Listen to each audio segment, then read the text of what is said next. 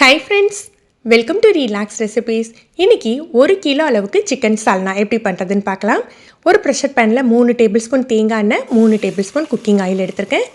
எண்ணெய் சூடானாக்கில் 3 பல்லாரி வெங்காயம் பொடியாக கட் பண்ணி சேர்த்துக்கணும். இதுக்கு பட்டை கிராம்பு போட்டு தாளிக்க வேண்டாம். ஒரு 4 பச்சை மிளகாய் வெங்காயத்தோடையே சேர்த்துடலாம். வெங்காயம் நல்லா வதங்கி கலர் சேஞ்ச் ஆகி வரணும். இந்த அளவுக்கு பொரிஞ்சு வந்தாக்கில் இஞ்சி பூண்டு பேஸ்ட் சேர்த்துக்கணும். 3 டேபிள் ஸ்பூன் அளவுக்கு இஞ்சி பூண்டு பேஸ்ட் சேர்த்துக்கலாம். நீங்கள் யூஸ்வலாக எந்த மெஷர்மெண்ட் வச்சு அரைப்பீங்களோ அதே அளவு யூஸ் பண்ணிக்கோங்க. இஞ்சி பூண்டு பேஸ்ட்டு தேங்காய் எண்ணெயில் வதங்கையில் பார்த்திங்கன்னா உங்களுக்கு ஒரு நல்ல மனம் கிடைக்கும். சால்னாவுமே நல்ல வாசமாக இருக்கும். இதை நல்லா ஒரு நிமிஷம் போல் வதக்கி விட்டுட்டு தக்காளி சேர்த்துக்கலாம்.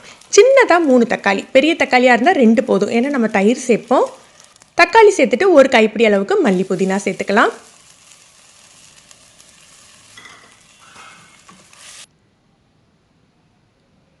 இதில் 1 டீஸ்பூன் அளவுக்கு உப்பு சேர்த்துட்டு லோ ஃப்ளேமில் ஒரு 5 நிமிஷம் போட்டால் தக்காளி நல்லா மசிஞ்சு வந்துடும். நம்ம பக்கத்துலேயே இருந்து கிண்டணும்னு இல்லை. உப்பு சேர்த்து தீயை குறைவாக வச்சு மூடி போட்டால் தக்காளி நல்லா மசிஞ்சு வந்துடணும். தக்காளி நல்லா மசிஞ்ச பிறகு தான் நம்ம மற்ற பொருள் சேர்க்கணும்.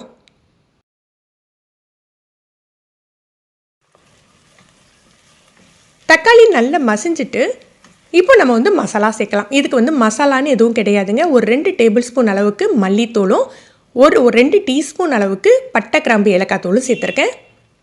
1 கிலோக்கே இந்த அளவு தான் சேர்க்க போகிறோம். ஏன்னா நம்ம தயிர் சேர்ப்போம். ஒரு 2 டீஸ்பூன் அளவுக்கு தனி மிளகாய்த்தூள் காரத்துக்கு தகுந்தாப்பில் சேர்த்துக்கோங்க. இது வீட்டில் திரிச்ச மிளகாய்த்தூள் தான். 2 டீஸ்பூன் நான் முழுசாக சேர்த்துருக்கேன். இதை ஒரே ஒரு தடவை மட்டும் கலந்து விட்டுக்கணும். ரொம்ப நேரம் மசாலா வதக்கினா மசாலா கருத்து போயிடும். ஒரு 150 ml தயிர் சேர்த்துக்கலாம். நீங்கள் தயிரோட அளவு ஜாஸ்தி பண்ணிவிட்டு தக்காளியை குறைச்சி கூட சேர்த்துக்கலாம்.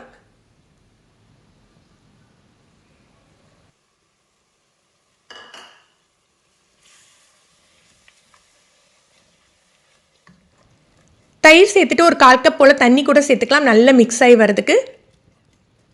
நான் அந்த தயிர் பாத்திரத்தை லைட்டாக அலசி அதில் ஊற்றுறேன். அதுவே உங்களுக்கு 1/4 கப் இருக்கும். இப்போ உடனே சிக்கன் சேர்க்கக்கூடாது. ஒரு 10 செகண்ட் போல் இந்த மாதிரி வதக்கி விட்டுக்கோங்க. தயிரும் மசாலாவும் சேர்ந்து லைட்டாக கொதிக்க ஆரம்பிக்கும். அந்த எண்ணெய் லேசாக பிரிய ஆரம்பிக்கணும். இந்த மாதிரி பிரிஞ்சு வரையில் நம்ம சிக்கன் சேர்த்தா நல்லாயிருக்கும்.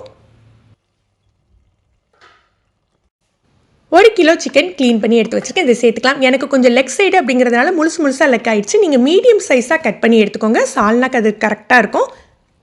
ரொம்ப பெரிய சைஸாக போட்டால் சால்னாவில் அந்தளவு நல்லா இருக்காது. நீங்கள் மீடியமாக போட்டுக்கோங்க. இதை நல்லா 1 நிமிஷம் அந்த மசாலாவில் குக் பண்ண விட்டுருங்க. ஒரு நிமிஷம் அப்படி லைட்டாக கிளறிட்டு அப்படி 1 நிமிஷம் இருக்கட்டும்.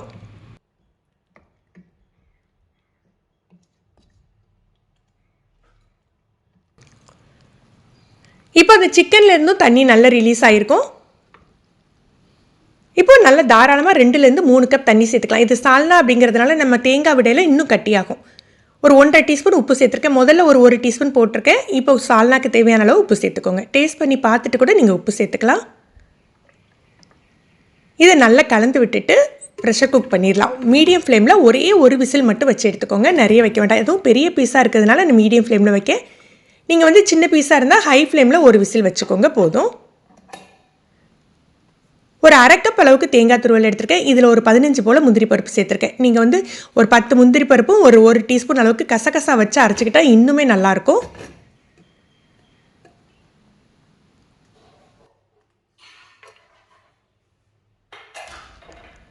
சிக்கன் நல்லா பர்ஃபெக்டாக குக் ஆகி உங்களுக்கு எண்ணெயெல்லாம் பிரிஞ்சு இருக்கும்.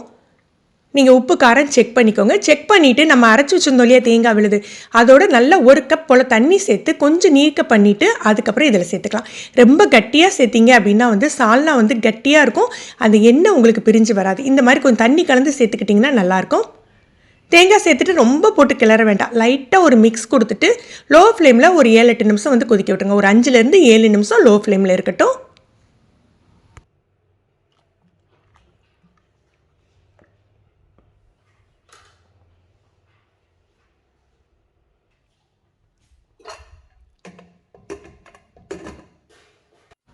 ஒரு 7 நிமிஷம் கழித்து அடுப்பை அணைச்சி வச்சிடலாம். கொஞ்சம் நேரம் கழித்து பார்த்தீங்கனாலே உங்களுக்கு கொஞ்சம் கொஞ்சமாக எண்ணெய் பிரிய ஆரம்பிச்சிடும். இது தேங்காய் சோறு, நெய் சோறு, பரோட்டா எல்லாத்துக்குமே சூப்பராக இருக்கும். நீங்களும் ட்ரை பண்ணி பாருங்கள். இந்த வீடியோ பிடிச்சிருந்ததுன்னா லைக் பண்ணி ஷேர் பண்ணுங்கள். ஃபஸ்ட் டைம் நம்ம சேனல் பார்க்குறீங்கன்னா ரிலாக்ஸ் ரெசிபி சப்ஸ்கிரைப் பண்ணிக்கோங்க. கீழே இருக்க பெல் பட்டனில் ஆல்ங்கிற ஆப்ஷன் செலக்ட் பண்ணி வச்சுக்கிட்டிங்கன்னா நம்ம சேனலில் வீடியோக்கள் போட்ட உடனே நோட்டிஃபிகேஷன் கிடைக்கும். தேங்க்யூ.